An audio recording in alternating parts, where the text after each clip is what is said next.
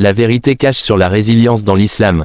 La résilience dans l'islam est un concept profond qui s'enracine dans la foi, la patience, sabre, et la confiance en Allah, tawakkul.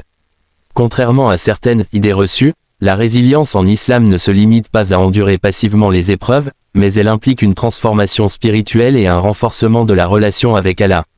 Voici quelques vérités souvent méconnues sur ce sujet. 1. La résilience n'est pas de la passivité, mais une force active. L'islam enseigne que le sabre, patience, est une vertu active, qui inclut l'effort, se battre contre les difficultés avec sagesse, la recherche de solutions, tout en s'en remettant à Allah, l'acceptation sans désespoir de ce qu'on ne peut changer. Le prophète a dit, le croyant fort est meilleur et plus aimé d'Allah que le croyant faible, mais dans les deux il y a un bien. Muslim. 2. Les épreuves sont une purification, pas une punition.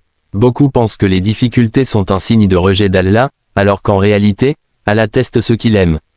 Le prophète a dit, si Allah veut du bien à quelqu'un, il l'éprouve. Bukhari. Les épreuves effacent les péchés, élèvent le statut spirituel et rapprochent le croyant d'Allah. 3. La résilience inclut la plainte à Allah, mais pas contre Allah. Certains croient qu'un musulman ne doit jamais exprimer sa souffrance. Pourtant, des prophètes comme Jacob, ont dit « Je ne me plains que de ma souffrance à Allah ».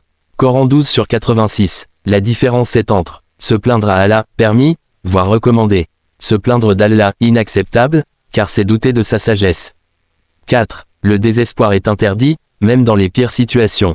La résilience islamique interdit le désespoir, car ** Allah est avec ceux qui patientent. Et ne désespérez pas de la miséricorde d'Allah, car seuls les gens mécréants désespèrent. Coran 12/87. Même dans la détresse, le croyant garde espoir en la miséricorde divine.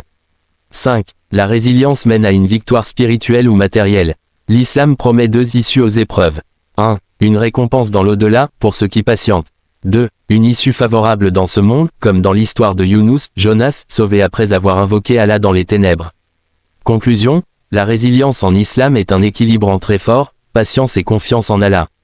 C'est un processus qui transforme les épreuves en opportunités de croissance spirituelle, loin d'une simple résignation. Plus grand que Allah n'impose à aucune âme une charge supérieure à sa capacité. Coran 2/286. Si vous souhaitez approfondir un aspect précis, comme les douas pour la résilience ou des exemples prophétiques, n'hésitez pas à demander.